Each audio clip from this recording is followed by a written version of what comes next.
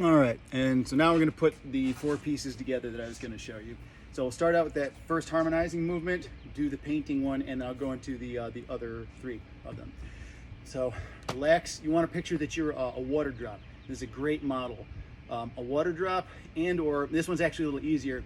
You've got a 10,000 pound ball, all right, and it's at the center of the earth, and it's connected right at your sacrum, like right from your pelvis, and it's pulling your pelvis straight down. So like if you don't do anything, it's going to pull you straight to the earth. All right, try to actually wire that model in, because it will change the way you step. You won't walk around like, you know, this, I got this 10,000 ball. No, it's going to pull you over if you do that. You need to actually be cognizant of there's this heavy thing all the time, and so no matter what I do, even if I'm making a lot of significant movement, I'm moving around this center point so I can always drop. That's the kind of feeling that you want to have when you do these exercises. So drop, harmonize, elbows are heavy, everything's heavy, and we paint the floor. And now when I come up about halfway, once I'm done with this one, a 90-degree angle, and start pivoting. The axis is right here on my spine. I want to reach. I don't want my legs to really change very much, but I want the hands to slide past each other. And what we've done is, as you did that first one, is stretching out your spine.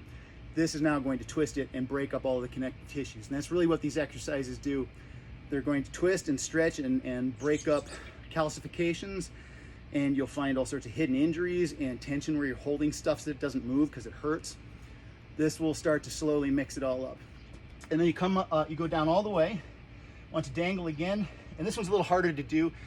It's harder to conceive of until you've done the 4th one. So do the 4th one first, then you'll understand this one probably, and then you put them all together in this order. So let me just show you the 4th one first. It's the Chinese drum. Relax. You want the movement has to be initiated by your hips. I can't start going like this because that doesn't do anything. It's really hard to it's really hard to teach your hands and your arms, your muscles not to try to help. But you want to use just your hips. And if I don't do anything else, my hands just kind of drop. Wiggle my hips a little more. Hey, look at that, it looks stupid. But I want to use that, and see, I just get a little turn, little turn, little turn, little turn. It builds up like a wave.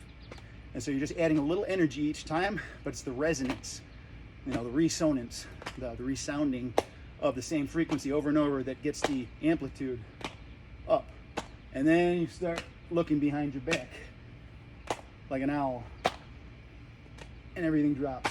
And so the 3rd exercise is this same one, except you do it down here.